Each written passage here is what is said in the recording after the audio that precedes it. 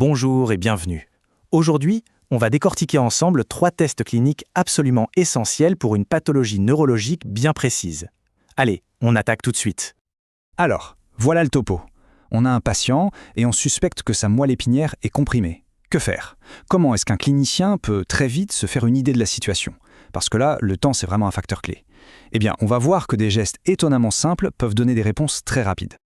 Ok, pour qu'on soit tous sur la même longueur d'onde, de quoi parle-t-on exactement? De la myélopathie cervicale. En gros, c'est quand la moelle épinière, qui est un peu l'autoroute de l'information de notre corps, se fait pincer, comprimer au niveau du cou. Et ça, évidemment, ça peut entraîner de gros soucis. Et donc, pour mettre le doigt sur ce problème, il existe un trio de tests. Vraiment 3 manœuvres qui, quand on les utilise ensemble, sont d'une efficacité assez bluffante. Allez, on commence avec le premier, c'est sans doute le plus célèbre de tous, même les non-initiés en ont parfois entendu parler, le signe de Babinski. C'est un grand classique de la neurologie et on va voir pourquoi.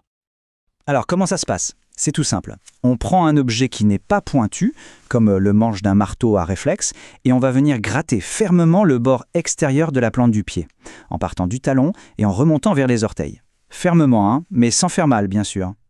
Et là, qu'est-ce qu'on observe? C'est ça qui est crucial. Normalement, chez un adulte, les orteils devraient se recroqueviller, se fléchir. Mais si le test est positif, on observe tout le contraire. Les orteils se redressent et s'écartent en éventail. C'est cette réaction-là qui nous met la puce à l'oreille. C'est un signe vraiment fort d'une atteinte neurologique centrale. Bien, ça c'était le premier test. On passe au deuxième maintenant, le clonus de la cheville. On reste sur le membre inférieur, mais on va chercher un autre type de réflexe anormal. Ici, l'idée c'est de bien soutenir la jambe du patient pour qu'elle soit totalement relâchée. Et d'un coup, d'un mouvement sec et rapide, on pousse le pied vers le haut, vers le tibia. C'est ce geste brusque qui va déclencher la réaction qu'on cherche à voir. Et alors là, attention, le diable est dans les détails. 1 ou 2 petites secousses, ça peut arriver, ce n'est pas forcément pathologique. Non, ce qu'on cherche pour que le test soit vraiment positif, c'est une série de battements. Le critère, c'est 4 secousses ou plus. Et à quoi ça ressemble, un test positif? Eh bien, le pied se met à battre tout seul de façon rythmique et incontrôlable. C'est ça le clonus. Ces secousses en série, c'est le signe d'une hyper-excitabilité des réflexes. Un autre indice précieux. Bon, on a vu les jambes. Maintenant, on passe au 3e et dernier test de notre fameux trio. On remonte au niveau des bras avec le signe de Hoffmann. Ça permet d'avoir une vision plus complète. Alors là, le geste est un peu plus subtil. On prend la main du patient, on stabilise son majeur au niveau de la 2e phalange, et là on donne une petite pichenette sèche sur le bout du doigt, vers le bas. Mais le truc, l'astuce, c'est de ne pas regarder le majeur qu'on vient de stimuler. Non, il faut avoir les yeux rivés sur le pouce et l'index de cette même main. Et que se passe-t-il si le signe est positif? Eh bien, juste après la pichenette, on va voir le pouce et l'index qui se contractent et se rapprochent, comme s'ils voulaient se pincer. C'est un petit mouvement réflexe, très rapide, mais qui en dit long. Voilà, on a nos 3 tests.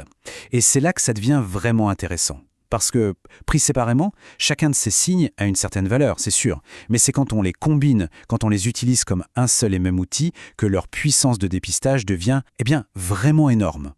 Alors on récapitule pour que ce soit bien clair. Premièrement, Babinski, on gratte le pied, les orteils partent en éventail. Deuxièmement, clonus de la cheville, on pousse le pied d'un coup sec et ça déclenche au moins 4 battements. Et troisièmement, Hoffmann, pichenette sur le majeur et hop, le pouce et l'index se rapprochent. Babinski, clonus, Hoffmann. Simple nom, c'est rapide et surtout c'est d'une efficacité redoutable. Et attention, ce n'est pas juste une idée en l'air. Les sources cliniques sont très claires là-dessus. Pour la myélopathie cervicale, ces 3 tests-là, c'est vraiment le trio de tête. C'est la référence pour le dépistage. Et ça nous laisse avec une question assez fascinante finalement. Comment est-ce que des gestes aussi basiques, gratter un pied, donner une pichenette sur un doigt, comment ces gestes peuvent-ils nous en dire autant sur l'état de quelque chose d'aussi complexe et vital que la moelle épinière?